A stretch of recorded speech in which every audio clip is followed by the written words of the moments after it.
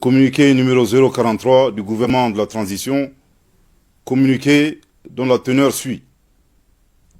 Par décret numéro 2023-002 bar PTRM du 6 janvier 2023, Son Excellence le colonel Assimi Goïta, président de la transition, chef de l'État, a accordé sa grâce avec remise totale de peine aux 49 Ivoiriens condamnés par la justice malienne pour les infractions suivantes.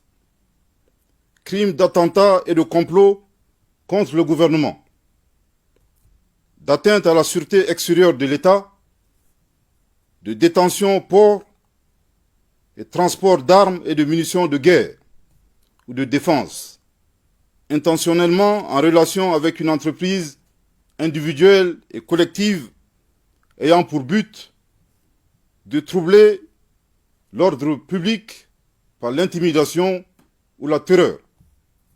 En cette circonstance, le gouvernement de la transition et le peuple malien remercient Son Excellence le colonel Assimi Goïta, président de la transition, chef de l'État, pour ce geste qui démontre une fois de plus son attachement à la paix, au dialogue, au panafricanisme, à la préservation des relations fraternelles et séculaires avec les pays de la région, en particulier celles entre la République du Mali et la République de Côte d'Ivoire.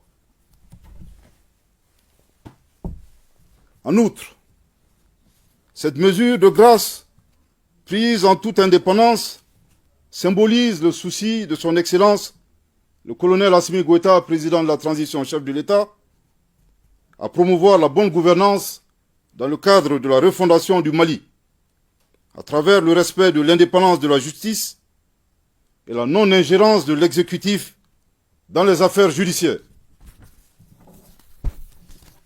La mesure de grâce prise par le président de la transition vient ainsi conforter la dynamique créée suite à la signature à Bamako le 22 décembre 2022 du mémorandum d'entente relatif à la promotion de la paix et au renforcement des relations d'amitié, de fraternité et de bon voisinage entre la République du Mali et la République de Côte d'Ivoire.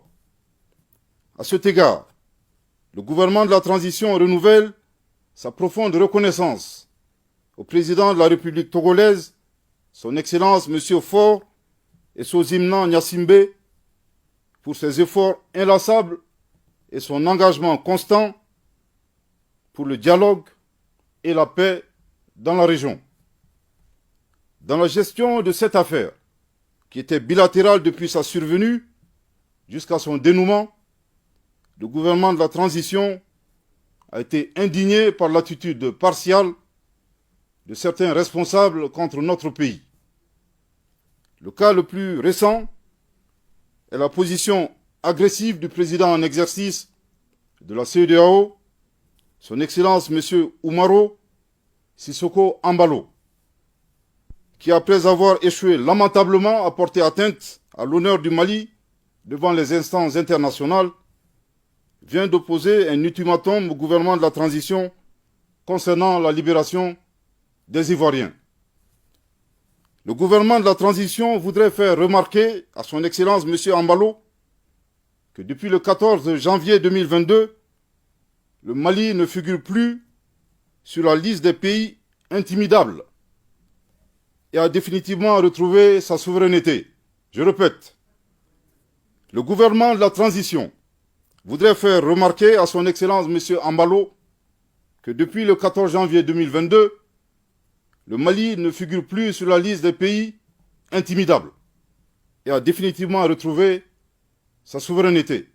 Je répète pour une dernière fois, le gouvernement de la transition voudrait faire remarquer à Son Excellence M. Embalo que depuis le 14 janvier 2022, le Mali ne figure plus sur la liste des pays intimidables et a définitivement retrouvé sa souveraineté. En effet, à cette date mémorable, le peuple malien s'est mobilisé massivement pour dénoncer les sanctions illégales, illégitimes et inhumaines de la CEDEAO et de l'UEMOA contre le Mali. Depuis plus de 10 ans, faisant face seul au terrorisme, sans ces organisations régionales, le Mali a survécu à ces sanctions et le sentiment patriotique du peuple malien s'est substantiellement renforcé.